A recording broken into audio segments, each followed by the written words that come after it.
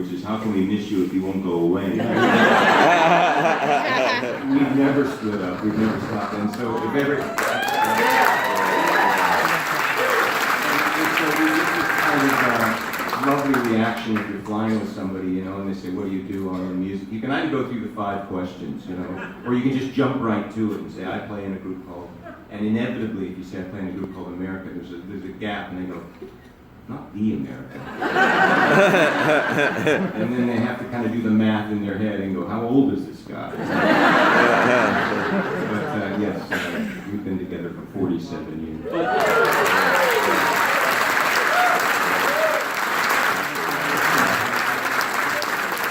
So when you do a solo album, is that kind of a relief, a way to kind of give a little space and then get back together? Is that why bands do? Self-abuse, to be honest. I just have, you know, extra material and a little bit more energy, I suppose, on the days off. But in speaking about how, you know, in fighting over material and publishing rights and stuff, I think much as I can say it was part of our design, we were also very, very fortunate over the years. But what we did right from the start, as some of you will know, The Horse With No Name was the first hit record, which Dewey wrote and sang, and we followed it with I Need You, which I wrote and sang, which was completely different. So we set up, and shortly after that, our departed member Dan Peake had a hit with Don't Cross the River. So we established the group as something that wasn't going to be on one person's shoulders. It wasn't like Sting and the Police or something. So we set up a little kind of unwritten formula where each album, each guy would get 3 songs, and then we kind of pick a cover tune. So we right from early on kind of figured everybody's going to get their space on the record, and that's worked for us for all these decades. We're ready to wrap up, and I want to go down the line, starting with Fly. What music do you listen to today? What gets you? What inspires you? What are you listening to at home?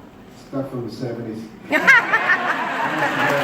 This ranges from the great James Brown to Bob Dylan and everything in between.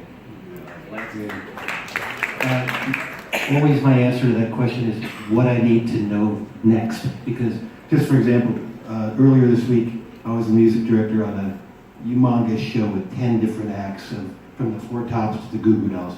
And so we needed to learn 40 songs, 10 different acts, 10 different styles. And so I'm constantly learning new things to play in different projects outside of organs. So I really have very little time to just listen for enjoyment. I'm always studying. John? Well, last year I released a memoir, my first book of any kind, called Still the One, A Rock and Roll Journey to Congress and Back. And it starts with my path to become a musician and then the transition into political life and then back again to music and right up to the present. So that's been taking my time. The other thing I want to say in terms of influences now is everybody's mentioned, you know, all the great names from our formative years, but I'm particularly today excited about Lake Street Dive and Fall Off the Earth. So check them out at the end. All right. Wayne? Like Lance, I tour manage the band, so listening for pleasure is a rarity. But luckily, my lovely wife streams a lot of music during the day, and I'm constantly going over to check the phone to see what guy that was. But there's a guy that sticks out, very unlikely dude from New Orleans called Brett Dennen, who great singer and a great quirky way that he gets through to a crowd with a song. I love him, and but a lot of jazz, actually, and listen to some classical music once in a while. Anything to take me out of our realm, and then so when I jump back in, it feels new again. Yeah, I don't listen to the detriment of keeping myself current. But really, the last couple of decades, I kind of committed myself to trying to learn a little bit more about the history of popular music, which led me into the whole blues history, and I tried to read everything I can about the blues and the jazz era, try and familiarize myself with a lot of those artists. And it's a lot of fun because I love to do research on things and kind of, whether it's fishing or anything that I'm interested in, art, and that process, because music is my career. Who knew? And so it's been wonderful to do that and to seek out artists that are still alive, still playing. If we can find the time to go out, my wife now goes see shows and that. We don't go that much. So, but in the modern era, I like bands. You know, I was always like a band, like a Tom Petty or Quaker. Yeah. So bands in recent years, I love Wilco. I think Gerry and I both love Wilco.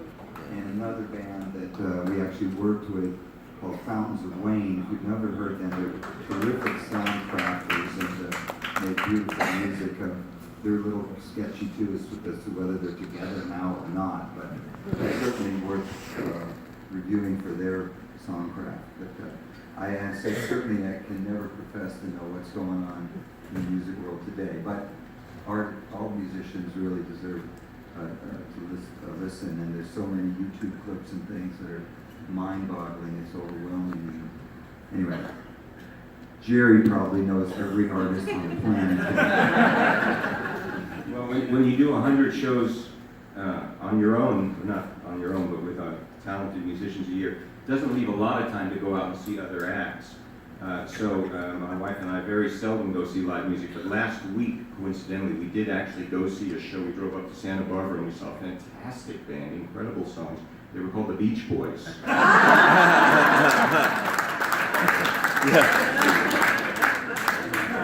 Highly recommend them if you haven't seen them. Did they have any hits? They had so many hits. It was fantastic. It was a lovely show. Well, if you want to hear great music, 3 o'clock today, Orleans will be by the pool. And Little River Band tonight at 9 o'clock. And America, you guys are playing 6:30 in this